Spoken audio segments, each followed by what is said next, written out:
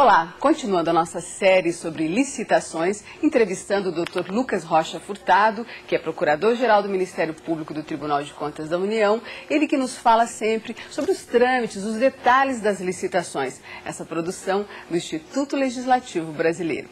Dr. Lucas, nós sabemos que as licitações têm lá a sua lei básica, uma lei que coordena, que é o eixo desses contratos, que são as licitações. Mas dentro das licitações, há aí alguns ritos diferenciados, são as chamadas modalidades. O que é que nós temos que aprender sobre isso? Nós já vimos aqui que a licitação, nas nossas conversas anteriores, que a licitação é a regra. A licitação é um processo que antecede a celebração dos contratos. Isso nós já conversamos, já sabemos. Agora, nós temos de saber que esses processos podem se desenvolver de formas distintas. Podem adotar ritos distintos, em função do que se contrata, em função do objeto a ser contratado, em função do valor do objeto a ser contratado. E aí vem a lei de licitações e estabelece o seguinte: licitação é o gênero. E esse gênero, que é a licitação, pode se subdividir em algumas modalidades. Então, modalidades são espécies, categorias do gênero licitação. Quais são as modalidades de licitação indicadas pela Lei 8666? Indicadas pelo artigo 22 da Lei 8666. São a concorrência, a tomada de preço, o convite, o concurso e o leilão. A Lei de Licitações, a própria Lei 8666, apresenta essas 5 modalidades de licitação. E mais recentemente, em 2002, foi aprovada uma lei especial, uma lei específica, a Lei 10.520, de 2002. Essa lei criou outra modalidade de licitação, que é o pregão. Nós podemos pegar essas 5 modalidades, tomar essas 5 modalidades e dividi-las em 2 categorias básicas. Uma que nós podemos chamar de modalidades comuns, aquelas que são utilizadas no dia a dia, que fazem parte do dia a dia da administração pública. O que é o dia a dia de um administrador em termos de contratos que ele celebra? São as compras, fornecimento de bens, os serviços e as obras.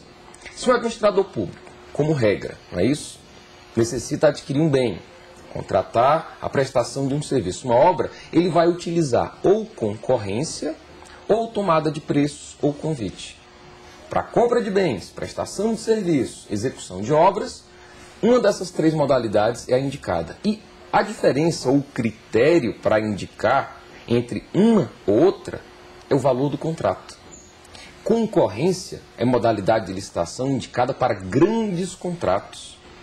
Obras, serviços de engenharia de valor superior a R$1.500.000. É isso?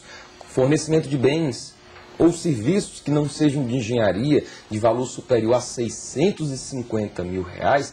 Então, para esses contratos, grandes contratos, modalidade indicada, concorrência. No caso de compras ou de serviços acima de R$80.000 e até R$650.000, nós temos aqui a tomada de preço. No caso de obras ou serviços de engenharia acima de R$150.000 e até R$1.500.000, nós vamos ter tomada de preço. Modalidade utilizada para contratos de valores intermediários. Então, para grandes contratos, concorrências. Para contratos intermediários, nós temos aqui a tomada de preço. E para contratos menores, de valores mais reduzidos, vale dizer, obras e serviços de até serviços de engenharia de até R$150.000. Compras e serviços que não sejam de engenharia de até R$80.000, esses valores, é importante que o administrador público saiba que ele os encontra na própria lei. O artigo 23 da Lei 8666 fixa esses valores. Então, para esses pequenos contratos, a modalidade indicada é o convite. Lembrando, mais uma vez, que se o valor do contrato for realmente reduzido, pequeno, não é isso? Ele não precisa sequer fazer licitação.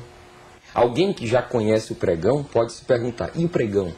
Eu digo, o pregão é para situações especiais, em que o administrador público, ao invés de utilizar ou concorrência, ou tomada de preço, ou convite, pode optar pelo pregão como uma outra opção, que, repito, pela importância do pregão, teremos aqui uma conversa especial sobre ele, pelas particularidades que justificam um tratamento todo próprio